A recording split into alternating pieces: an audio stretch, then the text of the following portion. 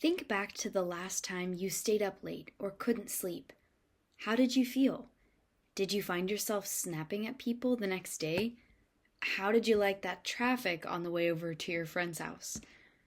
It probably won't come as a surprise to you that sleep deprivation impacts our mood. The relationship is very simple. Sleep deprivation equals increases in negative mood and decreases in positive mood. But let's break that down a bit more. Research suggests that when people are sleep deprived, they feel more irritable, angry, and hostile towards others. People who are running low on sleep are also much more likely to overreact when something doesn't go well, or to feel depressed and upset, or experiencing other worsened mood symptoms. While everyone can have issues with sleep, for people with chronic pain and mood issues, the most common sleep issues often include falling asleep and staying asleep. People might spend time thinking about their pain, which leads to sleeping less, which then causes greater difficulty managing their pain the next day, and might cause another night spent thinking about pain and having difficulty falling asleep. It's a tough cycle that we have to figure out a way to disrupt. So what's happening in the brain or on a neurological level when we lack sleep? The reason why a lack of sleep impacts us negatively is because it increases activity in the part of our brains responsible for negative emotions like fear and anger. So the less sleep we have, the more brain activity we have in regions controlling negative emotions. Sleep loss also seems to interrupt and disrupt connections between different parts of our brain that produce our mood and regulate it. So, when we aren't sleeping well, we increase our likelihood of experiencing negative emotions, and we decrease our ability to regulate the emotions that our brain produces. Beyond increasing negative mood, too little sleep or low quality sleep is associated with experiencing fewer positive emotions. Research suggests that sleep-deprived people are less friendly and less able to experience emotions like joy. They are also less able to empathize with other people. Getting too little sleep may also prevent us from enjoying life's positive moments. We may not be as proud or as excited when we achieve a goal. Improving your sleep quality and quantity can help you be less irritable, more joyful, improve your concentration and memory, and help improve your pain, and improve your capacity and bandwidth to manage the pain that you do experience through healthy coping skills. Pause and reflect on the emotional toll of sleep deprivation in your own life and brainstorm potential solutions.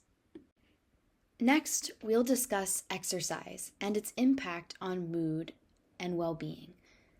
The impact of exercise on mental health and to reduce chronic pain is very impressive. Aerobic exercises like jogging, swimming, cycling, yard work, dancing, and so many others are proven to reduce anxiety and mood issues. Mood improvements are thought to be caused by an exercise-induced increase in blood flow to the brain. Exercise also has a positive influence on the parts of our brain responsible for controlling reactions to stress. This includes areas of the brain that control motivation and mood. Exercise is also important for our mental health because it provides a distraction from stress, increases our sense of accomplishment, and may help us be more social. Pause the video to reflect on how exercise has fueled your own mental well-being so far in life, and also potential strategies to use exercise to decrease your pain and improve your mood on a daily basis. Then, we'll move forward to discuss nutrition. Mood and chronic pain are also highly connected to your nutrition. When the body has all the proper nutrients it needs, it functions properly. An improper diet leads to a lack of important vitamins and minerals that can lead to physical and psychological problems. In some cases, vitamin deficiencies can cause increased levels of depression, anxiety, memory problems, and other negative changes in mental health. While not all mental health problems are so strongly related to diet, everyone can benefit from a nutrient-rich diet filled with fruits, vegetables, and good fats. A person's food intake affects so many areas of their life, including their mood, behavior, and brain function. You already know that a hungry person is more likely to feel irritable and restless, whereas a person who has just eaten a meal is more likely to feel calm and satisfied.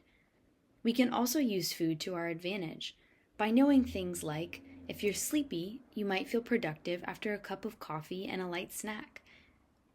People who've consistently eaten less food or have less energy than needed over a long period of time may become lethargic and moody. This is because the human brain has very high energy and nutrient needs. Changes in energy or nutrient intake can change both brain chemistry and the functioning of nerves in the brain. Intake of energy and several different nutrients affect levels of chemicals in the brain. These chemicals in the brain are called neurotransmitters. They're called neurotransmitters because they transmit nerve impulses from one cell or one part of your brain to another part of your brain. And in doing so, they control how your brain talks to itself about mood, sleep patterns, and thinking.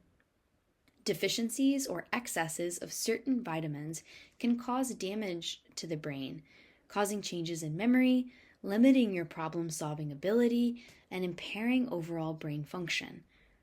Mental health is also influenced by several nutritional factors in this way, including your overall energy intake and intake of energy-containing nutrients like protein, carbohydrates, fats, alcohol intake, and intake of vitamins, which we'll go into deeper later on in the Living and Learning workshop. Most of the time, deficiencies of multiple nutrients rather than a single nutrient are responsible for changes in brain functioning.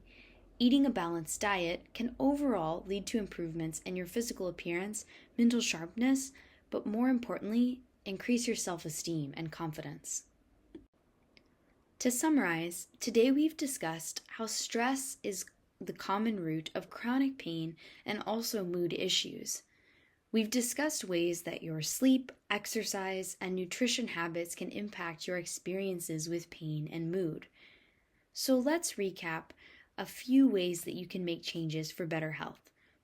It's important to start small, to be consistent with your habits, to notice connections across the different domains of health, such as exercise, sleep, and nutrition, and finally to celebrate your progress, hopefully with others in this group.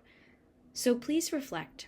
What's one small change you might consider making this week? Thank you for joining us for the Living and Learning workshop today.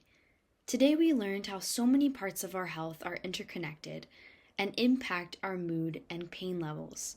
We've thought about the power of self-care, we've learned about the brain's central role, and we've reinforced small changes that we might want to make this week. See you next week to dive deeper on our journey together.